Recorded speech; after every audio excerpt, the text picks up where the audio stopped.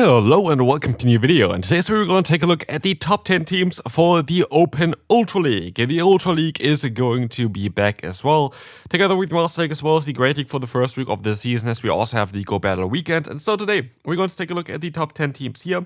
We already took a look at the top 10 teams for the Great League. There's going to be a second part coming up towards this bonus channel, so if you don't want to miss that, feel free to subscribe to this channel, as we can now move on to the team number 1 for this video, where we're going to have a Pokemon that's quite, unavailable with the Mewtwo in the lead, but we're going to have it as an alternative, the Malamar.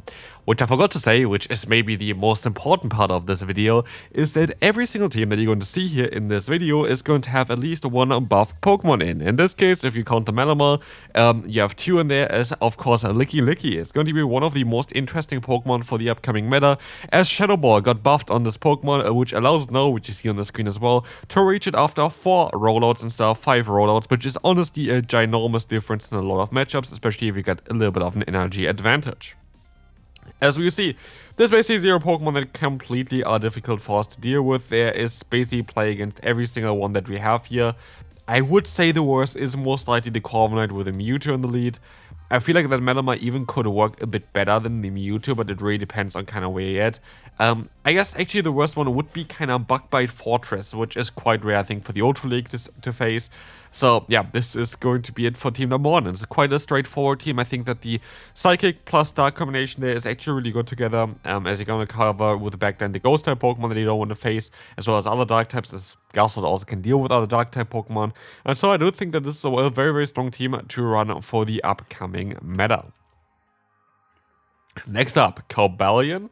But we're going to have here also the Jellicent in the back. And I kind of want to make a team around Jellicent because I think Jellicent is a fantastic Pokemon right now. This Pokemon is going to be most likely one of the strongest ones that you're going to face in the season. I think it's going to dominate the Ultra League as well as the Great League. I do think that this Pokemon is going to be something you have to be very mindful of. Here, the only real weakness of this team is, I feel like, a Volt Switch or version of the Fortress. That could be a bit problematic. The rest should be absolutely fine. We have for Relegator, here's the Saysop, which is going to be, by the way, also a Pokemon that I didn't really mention yet ever.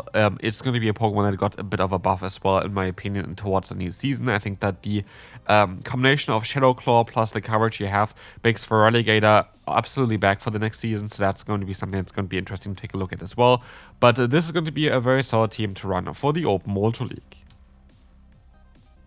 As we're going to have next up here, the Malamar. Malamar is a Pokemon that is going to be something you have to be a bit mindful of. Like, this Pokemon is going to be absolutely fantastic, as it is going to get buffed with the Foul Play, but that doesn't only mean, like, this basically you're also going to have, the benefit of having a meta now that you're going to be able to beat easier with the coverage that you're going to have on this Pokemon. That's kind of what I want to say here, because basically Malamar has coverage with Foul Play as well as Superpower, which will allow you to hit some Pokemon for then like super effective damage, and it's mainly going to be, of course, those Ghost type Pokemon which got buffed this season, as well as Steel type Pokemon, as well as Ice type Pokemon that all got buffed. This makes Malamar one of the strongest Pokemon to run in the current meta, and we're going to have 2 Pokemon in the back that really counter the weaknesses of Malamar. And we're going to have the Saysop of the Credilli.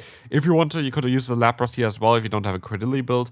And then we're going to have in the back the Empoleon, which is honestly such a strong Pokemon here. This thing is going to allow you to kind of beat the Fairy type Pokemon that Malamar doesn't want to face, and gives some great coverage with that.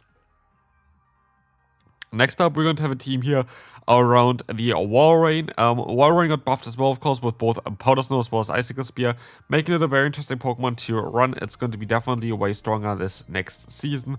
And with this, we're going to see as well that this is going to be quite solid even on paper. We're going to have the Florges as our Saystop, covering up the Flying type weakness, as well as Giratina can do that in the back. The only real weakness of this team is absolutely the Shadow Scissor, because it would do kind of a lot against every single Pokemon here.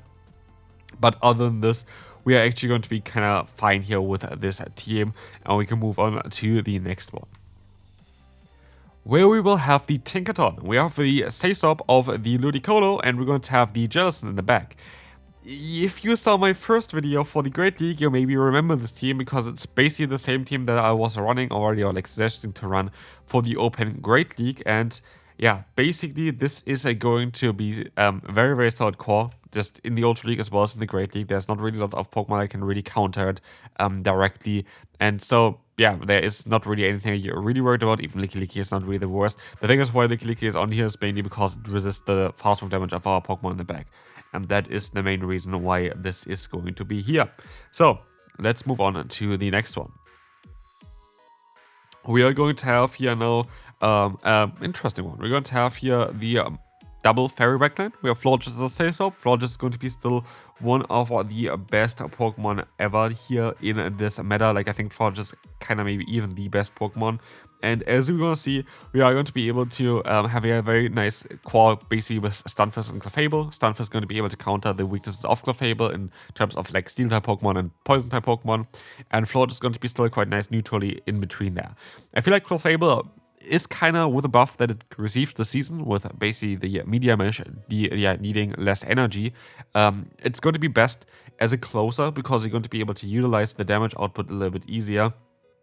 So that's going to be something that, it's just going to help you out quite a bit. I do think that it's going to be a Pokemon that's really something that you have to look out for as well for the Open Ultra League, because I think it's going to be amazing. Because also, not only it's going to have now faster coverage with the Media Mesh, it's also going to be able to hit the Florges, which has been everywhere last season, for super effective damage quite fast as well, which makes it very, very cool. So yeah, I like this team a lot. I think it's a very, very good team. Yeah, but you can run a Doublade in the Open Ultra League. You need to fully excel it, but it is possible to run this Pokemon, and it's gonna get up to 2500 CP as well, which is kind of cool. And together with Florges as well as the Lord, it's going to have a near perfect core.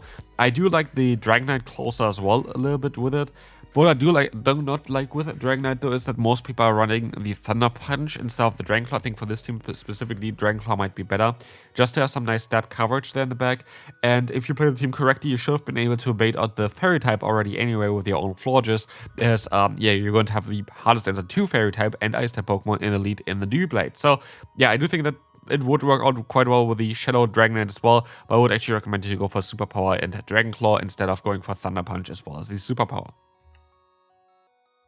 Next up, Auroras. Auroras is going to be an interesting Pokemon. There's going to be two more teams actually with Auroras, like this one and another one. Auroras here with Corviknight as well as Como kind of covering each other's weaknesses quite well. It's going to be an ABC style line. You have Corviknight as your say-swap if you need to swap out against, like, I don't know, anything basically. Like against water types, can swap out against like steel type Pokemon. You're going to be able to resist the steel type damage on the Corviknight. The Corviknight is a perfect glue in between. And then you have Como in the back. Como is very good together with Corviknight. Como is very good together with Auroras. Auroras is very good together with the Como. They're all kind of covering each other's weaknesses quite well. There is basically next to no Pokemon that is really scary. Jellicent here, like, yeah, in theory Jellicent is going to be very scary, but you still have basically Clanging Scales as well, which does a lot. We have Payback, which does a lot. We have Media Mesh that does a lot. Media Beam that does a lot here as well. So like there's next to no Pokemon that really is scary. I do think that Feraligatr can be one of the more scariest Pokemon there because it's going to be good against our lead. Our Say-Swap doesn't really have the best fast move pressure, which is a little bit awkward against Feraligatr, which generates energy quite fast and does do a lot of damage against me then as well. And then we have, of course, Como in the back, which has the weakness to Ice Beam, which Feraligatr has a coverage there as well. So yeah, this is going to be kind of it there. I do think, again, that both of the Pokemon that you see as difficult matchups here are going to be top meta winners for the upcoming season, as I do think that both of them going to get an increase in usage for sure. Next up, I kind of want to have a team here around the Ninetales, and I really like this team. We're going to have Ludicolo and Blastoise in the back. Blastoise is going to be our closer here, because Blastoise Ninetales has basically the perfect combination. If you're going to encounter a Talonflame, you're going to have the best kind of breaker with it with the Blastoise here. If you encounter, I don't know, like honestly, like, it doesn't really matter what you need to encounter, like everything kind of that Ninetales kind of struggles against, you're going to have with Blastoise a very good answer against. Like against the water type Pokemon, you're still going to be able to deal with them with a Blastoise as well, which is kind of cool. You have a lot of play with this team. I do think it's a great team to run, and yeah. Basically, this is going to be it for this one. Also, what's kind of cool is that Ludicolo and Blastoise don't really share a singular weakness. Like, Ludicolo resists, for example, the grass and electric type moves with the grass typing, which makes it neutral to them, which, for example, Blastoise weaknesses are. Like, and also, like, Ludicolo is going to be mainly weak like Bug as well as flying type Pokemon, which Blastoise can counter with a rollout. So, like, they're all kind of working well together there. It's a very nice core in between all three Pokemon. The final team here is going to be kind of a team that I had also similarly in the Open Great League, but with a Bastion in the lead. Here we have a different rock type Pokemon because I wanted to make a team here also with Gourgeist. Gorgeous is a very cool Pokemon, getting Incinerate. It's a cool trap. It's just a very, very cool trap Pokemon. And we have basically here 2 Grass-type Pokemon in the back, which are always really working well together with Rock typing. Rock typing mainly weak to, of course, something like, Grass-type Pokemon, which you're going to be able to counter as well here. And a Water-type Pokemon, which you're going to be able to counter as well. As well as like here for this one, especially Steel-type Pokemon, where you're going to have 2 Pokemon in the back that can deal with Steel-type Pokemon. We have Double Kick on the Rizian as well as Sacred Sword, as well as going to have the Incinerate on the Gourgeist, which means that the main weaknesses of our Auroras kind of are covered by the backline that we have here, and that's kind of cool. The worst Pokemon to encounter is, to be fair, the Dusknoir, because Dusknoir has super effective coverage against our lead, has super effective fast move pressure against the Gourgeist, and Virizian's fast moves are doing no damage against it. So like that's by far the worst Pokemon to encounter. But this is going to be it for this video. I hope you enjoyed it. If you did, feel free to leave a like, and I will see you then. Bye bye.